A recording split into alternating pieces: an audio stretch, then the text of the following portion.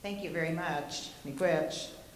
At home, when I stand behind a podium, I have a little platform, so you can see that.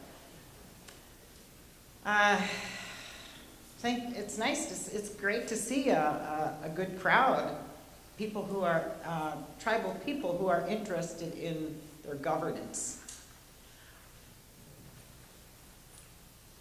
I've been involved with constitutional reform at White Earth for 17 years. Just a little background of the White Earth Nation. And I legally, within the Department of Interior, we are the White Earth Band of Ojibwe. I just detest that name. We are a nation.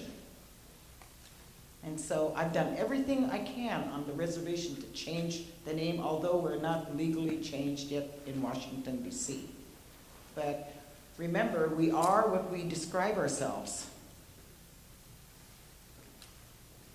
When we think of a band, we think of a loose group of people with no permanency.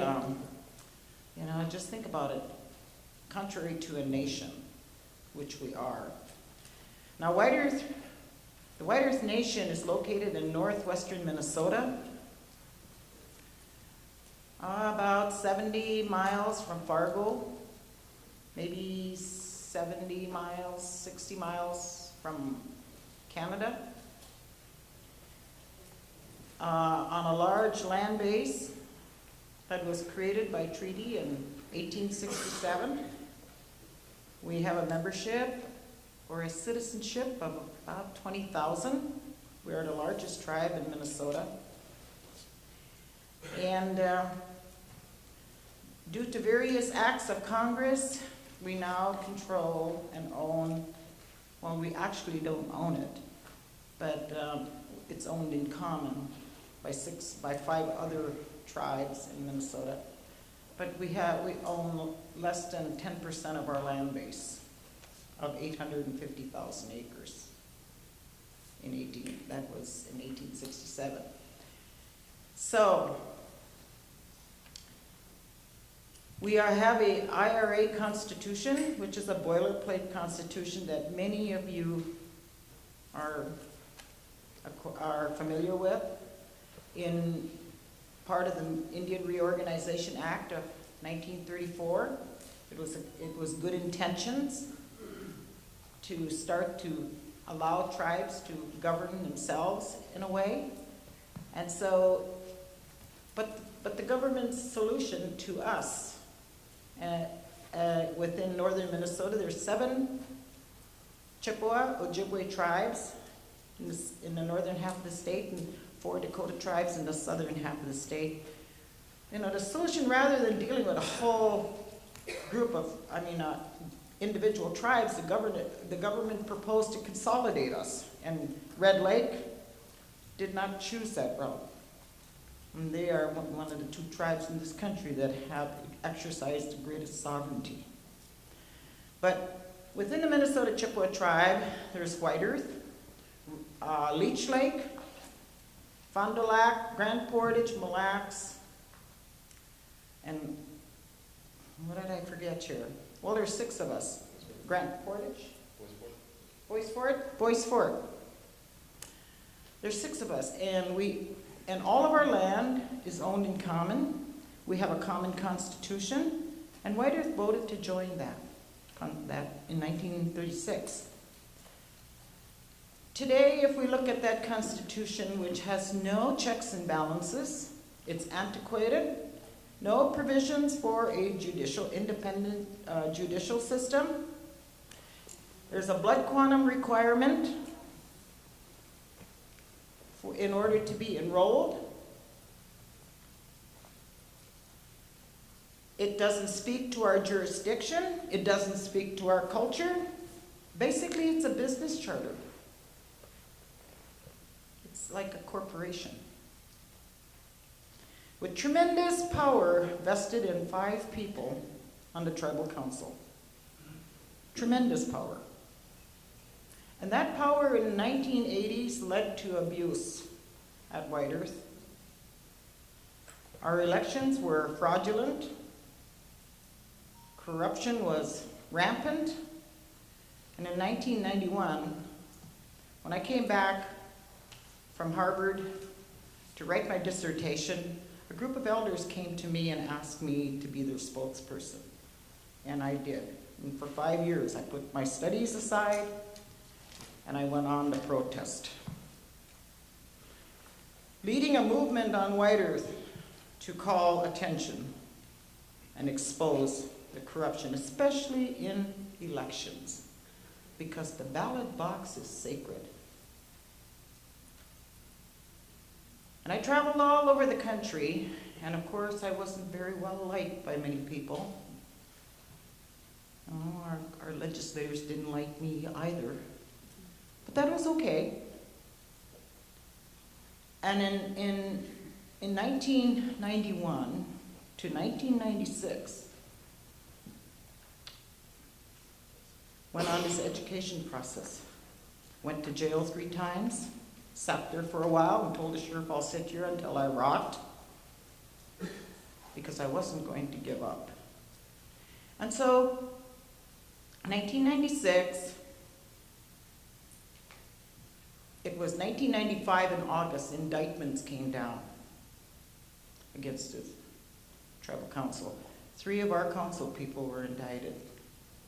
It was not a good time. By that time, I received a letter from Harvard and said, you get back here and you finish your dissertation in a year, otherwise we're dropping you off the rolls. So I went back, and when I finished up my dissertation that year, I was the last witness in the federal trial in St. Paul on the corruption of the 3 tribal council members who were convicted and went to prison of June of 1996. And it was because we have a constitution that has no checks and balances. I promised, with 5 members and 3 convicted and off to prison, there was a vacuum in our government, and I was appointed to be the Secretary-Treasurer. And we instituted primary elections, and I started out on the campaign, constitutional reform. I served 6 years as Secretary-Treasurer, and I lost my election in 2002. During that 6 years, I put together a constitutional reform committee and worked on constitution. Oh, the dissidents came and resisted, but in spite of all of this, you have to persevere. You have to be one heck of a strong person to move forward, to be progressive. Now, I lost my election in 2002 and was out for 2 years. I was devastated, but actually it was a divine loss, because in 2004 I ran for tribal chair and I won. And so I picked up constitutional reform again. And by this time, you know how it is in Indian country. We're pretty divided, aren't we, at times? There's a lot of dissension. And I focused on trying to heal the tribe. For 4 years I did that, and I did research on constitutions. And after my second election, which I won by about 68% of the vote, I started constitutional reform. Went through a process of selecting delegates, went through a process of planning it, went through the process of calling a convention and facilitating it, and we convened 4 times from 2009 throughout that year, 2008 actually, in 2009, and at the end of the 4th session of the convention, I appointed a team of writers, one an expert in judiciary, laws, one an expert in land, one an expert in citizenship, and one principal writer, and I oversaw the process. We wrote a constitution, and in April of 2009, we ratified it. By that time, half of our delegates dropped out. But does that mean we stop? No. We are not going to stop just because some people drop out. I was criticized. Said, oh, you didn't have a representative group of people to represent us. I said, well, you know what? When the United States Constitution was formed, we had about 39 white-wigged old men that were privileged. They wrote the Constitution that now governs about 315 million people. No, we don't stop. And so, because we're part of the Minnesota Chippewa tribe, now I've been working on this constitutional reform all these years, trying to get my fellow tribes within the Minnesota Chippewa tribe to reform. And it's not, the initiative is not there. So we went off on our own. And we still are off on our own. I saw Kevin Washburn yesterday. By the way, we had a referendum in November of 2013, and our Constitution passed by 80%. 80% want change because in order for economic development to thrive, we need an independent judicial system. What company or industry or government is going to come in and partner with us and then look at our Constitution and see where disputes are going to be settled and then see that tribal court right under the tribal council? Goodbye. Either you waive your sovereignty or we're not dealing with you.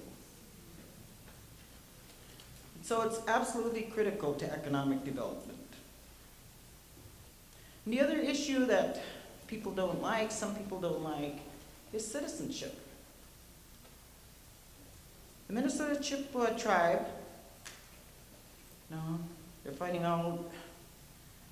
they find all these different reasons. We have to deal with the land. We had to assess all the land that we own in common. Now we have to do projections on enrollment.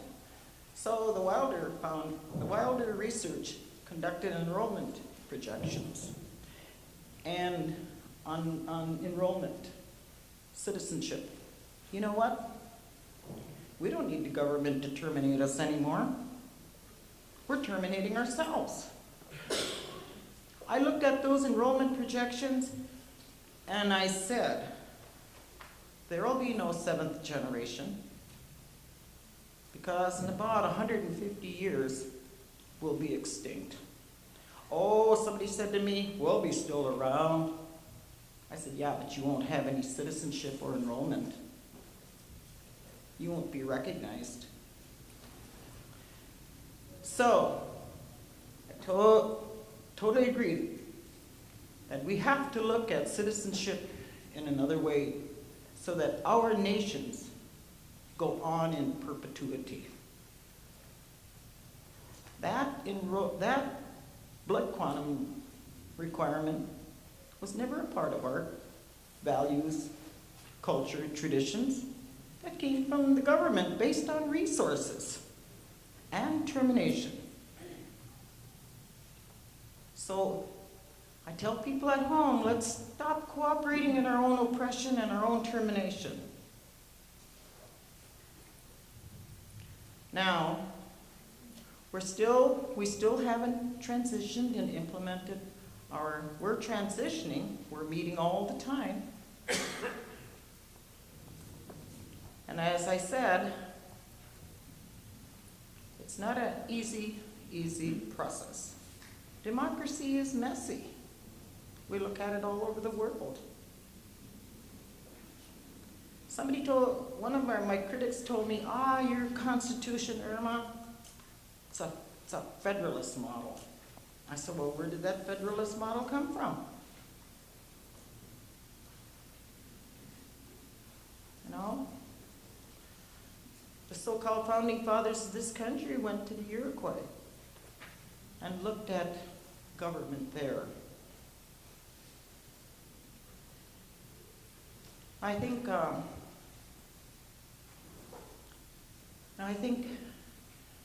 I've been kind of been alone around this process. I have a tribal council. You know, they haven't opposed me. They have acted on all the requests. They just haven't been engaged. But that doesn't stop me. As long as they don't knock me over, I go on. I always make sure I have it part of the record. So that's where we're at White Earth. I saw Kevin Washburn yesterday, and I said, Kevin, I need to talk to you. So I said, I'm not giving up, you know.